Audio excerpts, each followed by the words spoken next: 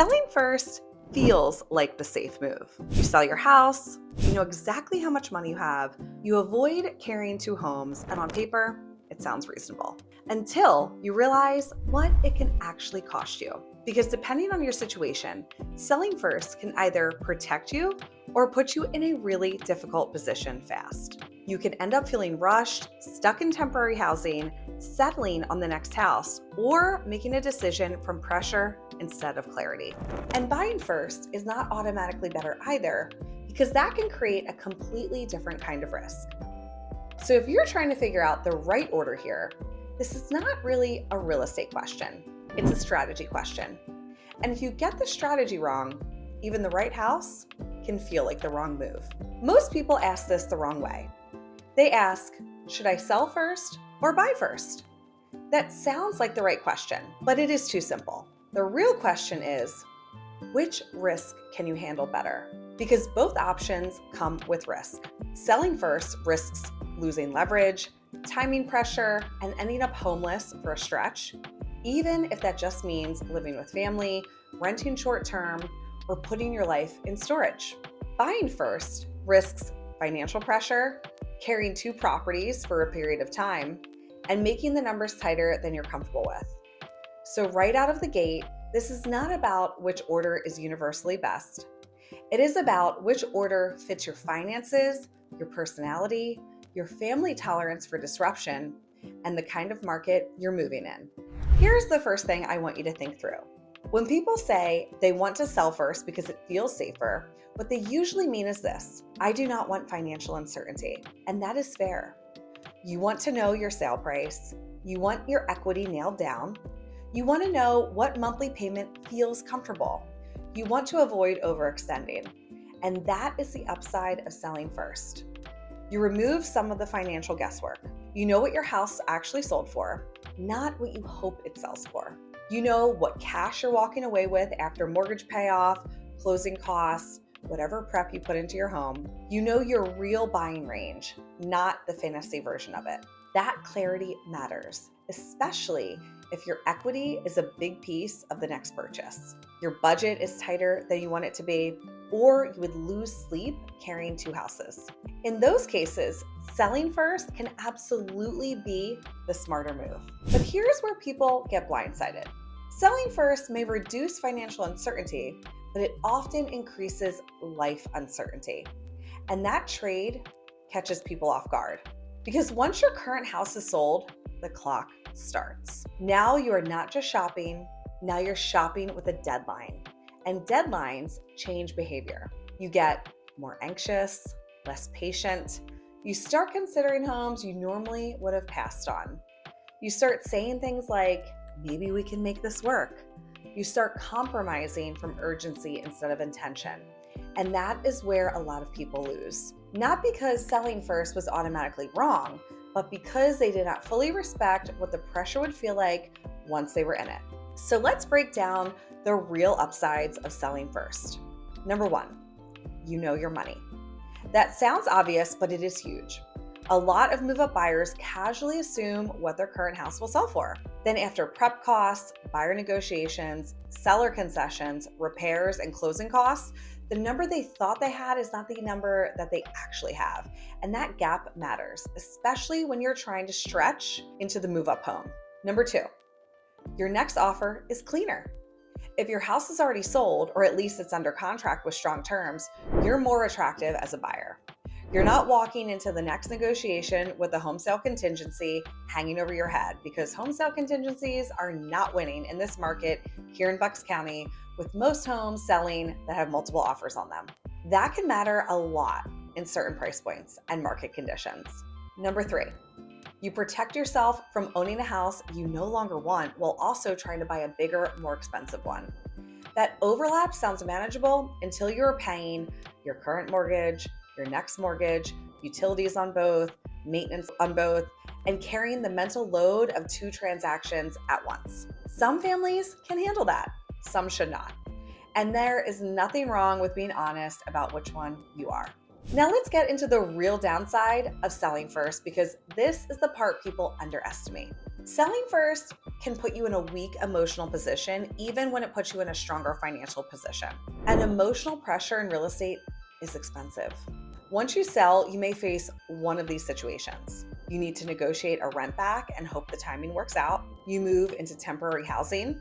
You move twice. You put your stuff in storage. You try to buy while living in limbo. You start rushing because your kids need stability, school timing matters, or your family is just over it. That pressure is real, and it's not just inconvenient. It affects the decisions that you make. I have seen people who started out saying, "We will be patient and only buy the right house," suddenly shift to, "We just need something." And that is a dangerous place to make a major purchase from.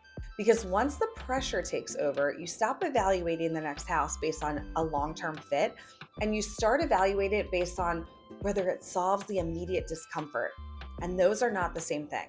So if you're considering selling first, you need to ask yourself a very honest question.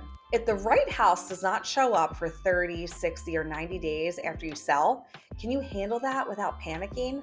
Not in theory, in real life. With kids, work, school schedules, pets, stuff, stress, and all the normal fiction of daily life. And that answer matters. Here's a good checkpoint. Which sounds more stressful to you right now? Carrying more financial uncertainty for a period of time, or living with more life disruption for a period of time? That answer tells you a lot. Because most people already know which type of pressure they handle better, they just haven't framed it that way yet. Now let's talk about buying first. This is the option a lot of people want because it feels cleaner emotionally. You find the next house, you secure it, then you deal with selling your current one. That sounds ideal because you're removing the fear of not knowing where you're going. You can move once, you can plan better. You are making a decision from a stronger place emotionally because you're not shopping with the pressure of being out of your house already. Those are real advantages, especially if you have kids and you want minimal disruption. You are very particular about what you want next. Inventory is tight, like it is in Bucks County, and you know the right house may take time. Or you want to move from confidence instead of urgency. That is why buying first can be powerful. It protects the quality of your next decision, but it introduces a different kind of pressure. Now the question becomes, can you realistically carry the risk of overlap? Because buying first is only as smart as your ability to absorb the financial strain if things do not go perfectly. And things don't always go perfectly. Your current house may take longer to sell than expected. The sale price may come in lower than hoped for. Prep work may cost more than expected. You may end up carrying 2 mortgages longer than planned. You may feel forced to accept terms on your current house that you do not love because now you need it sold. And that is the side of buying first that people romanticize their way around. They picture the smooth version. They don't picture the version where the timeline stretches and the carrying costs get uncomfortable. So if you're thinking about buying first, you need to know your true numbers, not your optimistic numbers. Can you qualify without selling first? Can you comfortably handle 2 payments for a period of time? How long can you sustain that before it starts affecting your stress, decisions, or savings? Would you still feel okay if your current home took longer to sell than you expected it to? And that is the test. Not can we technically do it, but can we do it without putting ourselves in a bad position?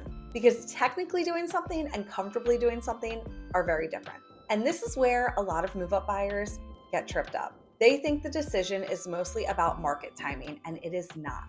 It's about leverage, cash flow, and tolerance for uncertainty. Let's say you buy first because you do not want to lose the perfect next house. That may be the right call. But if buying first means you are now desperate to unload your current house, you just move the pressure from one side of the transaction to the other. This is what I want you to see. There is no version of this where pressure magically disappears.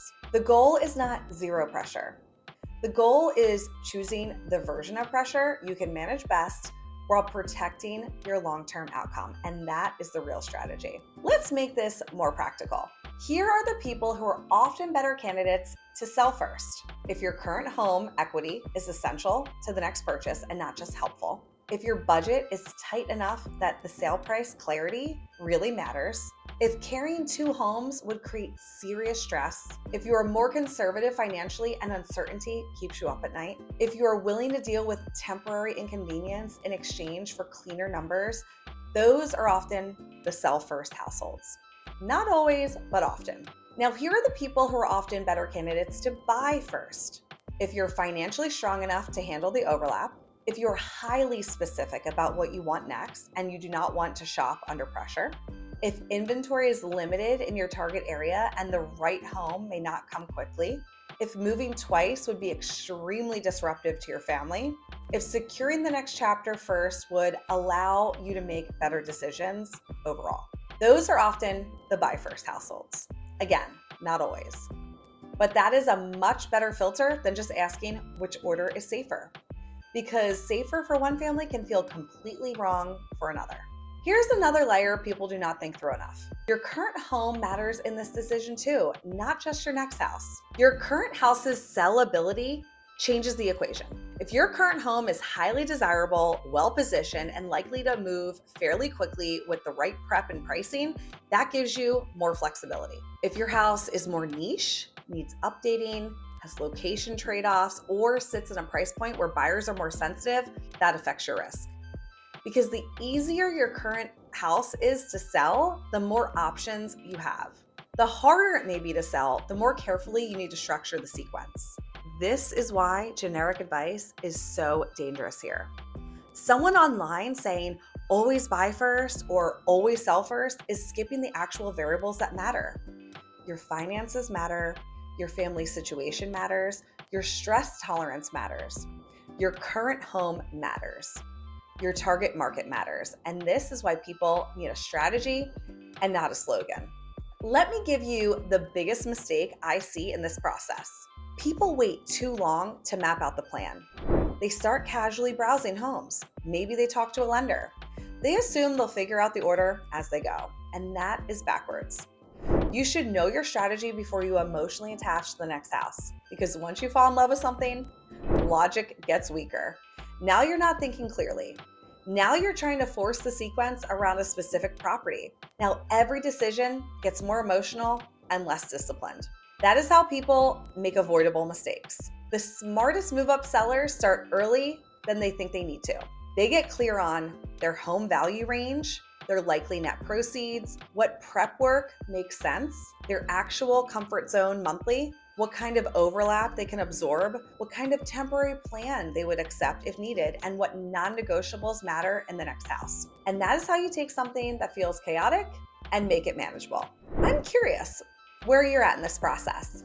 Are you more worried about selling and not finding the right next house, or buying and feeling stretched while you wait for your current one to sell? Put that in the comments below, because that usually tells me immediately what kind of strategy someone needs. Now, if you want the simplest version of this, here it is. Sell first when financial clarity matters more than convenience. Buy first when decision quality and life continuity matter more than financial simplicity. That's the cleanest way to frame it. The best version is not just sell first or buy first. The best version is the one that protects your finances and your peace of mind at the same time as much as possible. Sometimes that means selling first and negotiating the right post-settlement occupancy. Sometimes that means buying first with a clear runway and conservative numbers. Sometimes that means waiting a bit so you can strengthen your position before doing either. That is why this cannot be a one-size-fits-all decision, and honestly, that is good news for you, because it means there's usually a smart path forward. You just need the right one for your situation. If you're trying to make this move in Bucks County and you're stuck on the order, do not let that keep you frozen. Get the numbers, get the timing mapped out, get honest about what kind of pressure your family can handle best. Because once you understand that, the right sequence usually gets much clearer. And if you want help thinking it through in a real way based on your house, your goals, your budget, and what your next move actually looks like, reach out to me. This is one of those decisions that feels much heavier when you're guessing than when you have a plan. And if this kind of breakdown helps you think through a move more clearly, subscribe to my channel, because that is exactly what I make these videos for.